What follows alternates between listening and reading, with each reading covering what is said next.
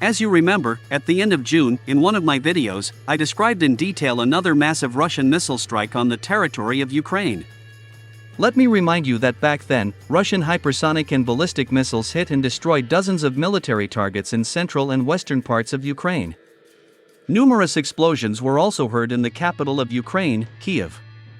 In particular, on June 23, 2024, Russian Kinzhal hypersonic missiles struck and destroyed the so-called decision-making center in Kyiv, where Ukrainian and NATO high-ranking officers were developing a plan for missile attacks on the territory of the Crimean Peninsula and the Crimean Bridge with the help of combat aviation, armed with Storm Shadow cruise missiles. As it turned out, this destroyed facility was a classified underground NATO bunker, where, at the time of the missile strike, high-ranking officers of the North Atlantic Alliance were together with representatives of the Ukrainian General Staff. Back then, numerous sources in the Russian military department confirmed that as a result of this missile strike, about 10 high-ranking Ukrainian and NATO officers were destroyed.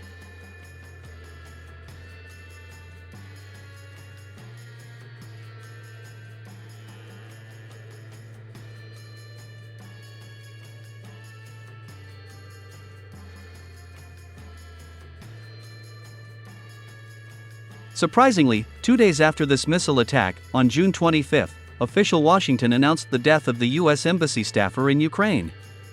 In particular, in Washington, they said that an employee of the American Embassy allegedly died unexpectedly in a hotel in the center of Kyiv. At the same time, Washington declined to provide other details for privacy reasons. Moreover, official Washington also refused to announce the name and the real cause of death of this U.S. Embassy staffer.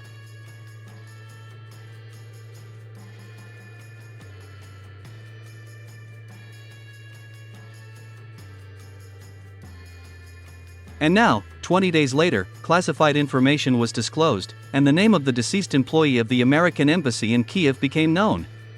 The deceased was 57-year-old military advisor, Richard Harry Kurlan, with a solid track record.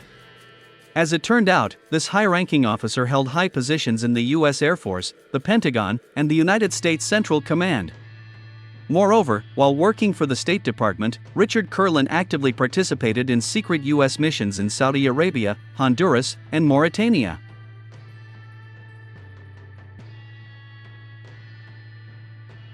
As for Ukraine, Richard Kurlan also performed confidential missions for the U.S. government in Kyiv. As it turned out, a month before his death, he received an important task from the Pentagon leadership. In particular, he was instructed to organize the supply of American F-16 fighter jets to the Ukrainian Air Force.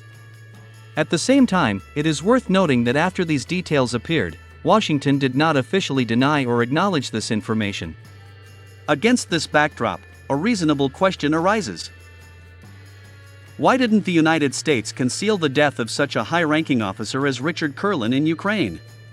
The fact is that the United States officially recognizes the presence of its military advisors on the territory of Ukraine. The fact is that Richard Kurlan was in Ukraine on an official basis, although he carried out the secret missions of Washington in Kyiv.